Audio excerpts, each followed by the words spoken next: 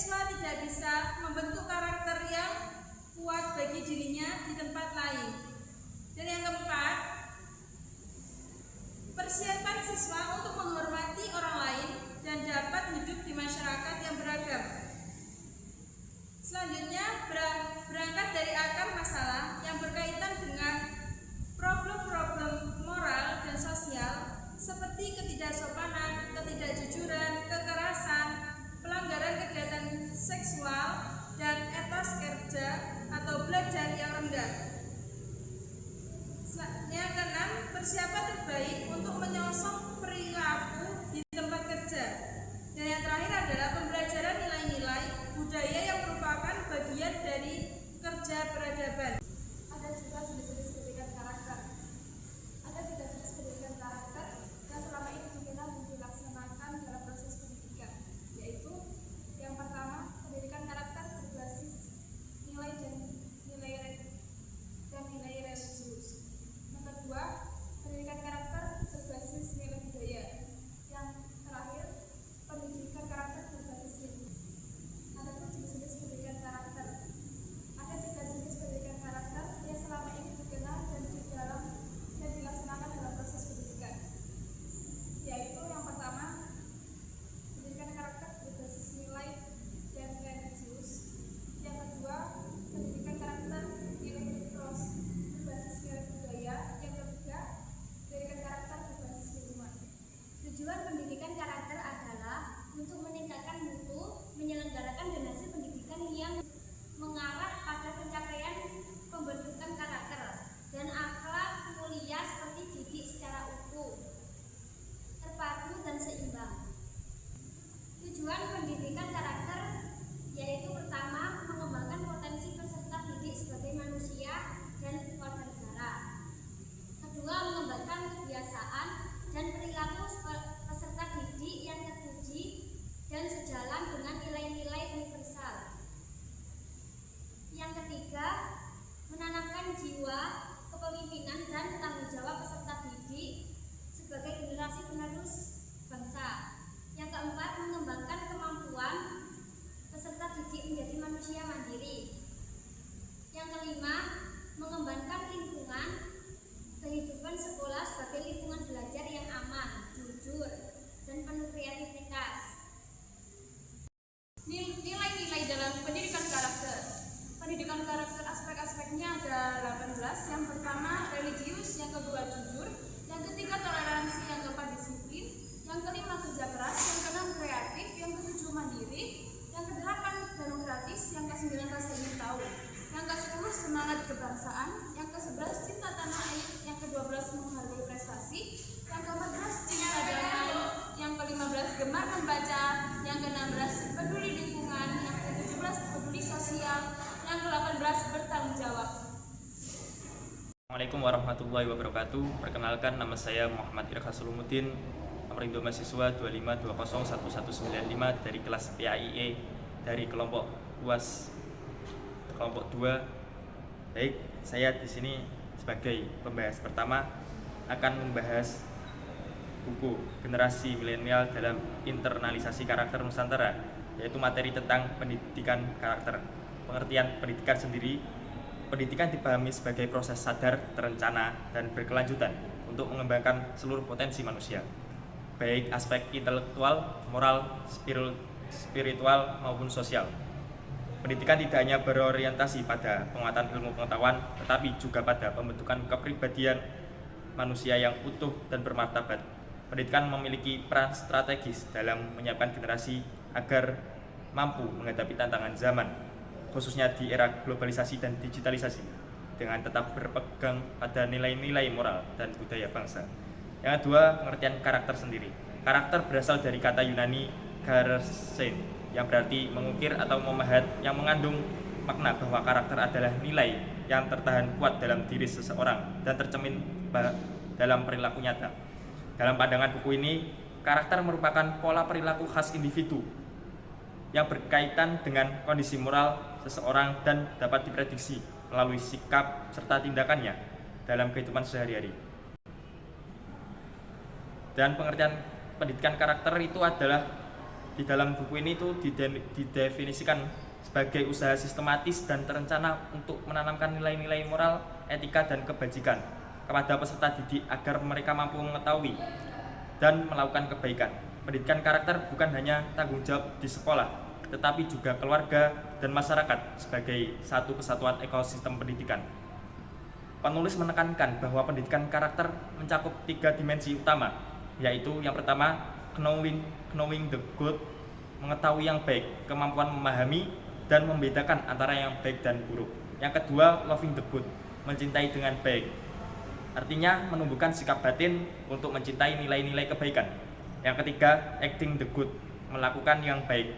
Artinya mewujudkan nilai kebaikan dalam tindakan nyata. Ketiga dimensi ini saling berkaitan dan tidak dapat dipisahkan karena pendidikan karakter yang utuh harus menyentuh aspek kognitif, afektif, dan psikomotorik peserta pendidik. Tujuan pendidikan karakter yang pertama, menanamkan nilai moral dan etika agar peserta didik mampu bersikap jujur, adil, disiplin, dan bertanggung jawab. Mengembangkan keseimbangan antara kecerdasan intelektual dan kecerdasan moral, membentuk generasi yang beriman, berakhlak, dan berbudaya, mempersiapkan generasi milenial yang tangguh menghadapi globalisasi, mewujudkan kehidupan sosial yang harmonis, toleran, dan berkeadaban. Berdasarkan buku ini, pendidikan karakter merupakan inti dari proses pendidikan itu sendiri. Pendidikan tanpa karakter akan melahirkan generasi cerdas tapi rapuh secara moral. Oleh karena itu, pendidikan karakter harus dipahami sebagai satu kesatuan yang tidak terpisahkan dalam upaya membangun generasi milenial Indonesia yang unggul, berakhlak, dan berkepribadian Nusantara. Warahmatullahi wabarakatuh. Perkenalkan, nama saya Renaldi Aulia Wahab, kelas PAIE dari kelompok 2 yang akan melanjutkan pembahasan dari pembahas yang pertama. Ini konstruksi dan tujuan pendidikan karakter. Yang pertama, dialektika pendidikan sebagai instrumen humanis. Pendidikan dalam bab ini diposisikan bukan sekadar transfer pengetahuan, melainkan sebuah proses internalisasi nilai-nilai budaya dan kemanusiaan. Penulis menegaskan bahwa pendidikan adalah usaha sadar yang terstruktur untuk membantu manusia mencapai derajat insan kamil atau manusia yang beradab. Hal ini sejalan dengan teori pedagogi kritis yang memandang pendidikan sebagai alat untuk membebaskan manusia dari ketidaktahuan dan keterbelakangan moral. Yang kedua, dekonstruksi karakter, yaitu antara watak dan perilaku. Bab ini memberikan batasan konseptual yang tegas mengenai karakter. Karakter didefinisikan sebagai habitus atau disposisi batin yang menetap. Secara epistemologis, karakter merupakan hasil integrasi dari moral knowing, yakni kesadaran kognitif akan nilai-nilai kebajikan, moral feeling, yakni kepekaan emosional dan keinginan untuk berbuat baik, dan moral action, yakni manifestasi konkret dari nilai dalam bentuk tindakan nyata. Yang ketiga, karakter sebagai identitas bangsa Nusantara. Penulis menekankan bahwa karakter tidak berdiri di ruang hampa, melainkan berakar pada budaya Nusantara. Karakter bangsa berfungsi sebagai filter terhadap arus globalisasi yang dibawa oleh generasi milenial. Tanpa karakter yang kuat, identitas nasional akan tererosi oleh budaya transnasional yang tidak selalu selaras dengan nilai-nilai kearifan lokal. Perkenalkan, nama saya Satria Yuda Ramadan dari Pendidikan Agama Islam kelas PAIE semester 1. Nomor NIM saya 25201205. Saya di sini akan menjelaskan beberapa materi yang telah kelompok kami bedah. Yang pertama ada bab 5, yaitu aksiologi dan signifikasi pendidikan karakter. Yang pertama adalah urgensi pedagosis di era disrupsi meliputi teknologi digital, perubahan sosial cepat, dan krisis moral seperti cyberbullying atau hoax di media sosial. Data dari UNESCO yang menunjukkan peningkatan kekerasan remaja global termasuk di Indonesia, misalnya tawuran dan korupsi kecil. Pendidikan karakter sebagai jangkar etis membantu siswa menavigasi ini, mencegah aliensi moral. Tanpa itu generasi milenial berisiko menjadi manusia digital yang efisien tanpa empati.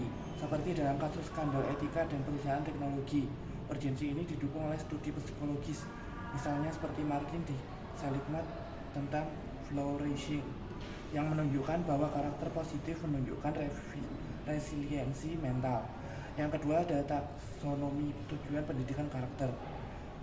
Taksonomi ini hierarkis, mirip model Bloom untuk kognitif tapi fokus pada moral.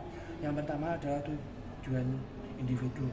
Tujuannya adalah membangun resiliensi yang jujur dan disiplin. Contoh program mindfulness untuk mengatasi impuls impulsif. Yang kedua adalah tujuan sosial, harmoni melalui toleransi dan gotong royong. Studi kasus komunitas sekolah yang mengadakan kegiatan lintas agama untuk membangun toleransi. Yang ketiga ada tujuan nasional, patriotisme dan integritas untuk menjaga kedaulatan seperti pendidikan anti korupsi. Implikasi ini mencegah disintegrasi sosial seperti polarisasi politik di era media sosial. Yang ketiga adalah implementasi 9 pilar karakter. 9 pilar karakter yaitu kejujuran, tanggung jawab, dan kedamaian dan lain-lainnya. Dari Kemendikbud Republik Indonesia diimplementasikan holistik. Keberhasilan diukur melalui asesmen formatif seperti observasi perilaku harian atau survei siswa. Contoh pilar kedamaian diajarkan melalui resolusi konflik non-violent, mengurangi bullying. Tantangannya adalah implementasi memerlukan komitmen sekolah seperti pelatihan guru untuk menghindari pendidikan karakter yang hanya retorik. Yang keempat adalah metodologi internalisasi, knowing, feeling, and acting. Yang pertama adalah keteladanan, yaitu modeling. Guru sebagai model karena siswa meniru 80% perilaku dari lingkungannya. Contoh guru yang jujur dalam menilai tugas. Yang kedua adalah pembiasaan, habituation. Lingkungan yang mendukung seperti rutinitas harian, seperti doa bersama. Yang ketiga ada refleksi, teknik seperti journaling atau diskusi kelompok untuk memaknai tindakan mendorong kesadaran diri. Ini efektif karena karakter terbentuk melalui pengulangan dan refleksi, bukan indoktrinasi. Kesimpulannya adalah bab ini membangun argumen bahwa pendidikan karakter adalah investasi jangka panjang untuk masyarakat yang berkelanjutan. Di Indonesia ini relevan dengan tantangan seperti urbanisasi dan digitalisasi, di mana nilai Nusantara seperti musyawarah mencegah konflik, kritik potensial. Beberapa pendidik berpendapat pendidikan karakter bisa menjadi alat kontrol sosial jika tidak demokratis. Secara global ini selaras dengan Sustainable Development Goals atau SDGs. Untuk pendidikan berkualitas, jika sekian presentasi yang saya sampaikan, kurang lebihnya mohon maaf. Wassalamualaikum warahmatullahi wabarakatuh.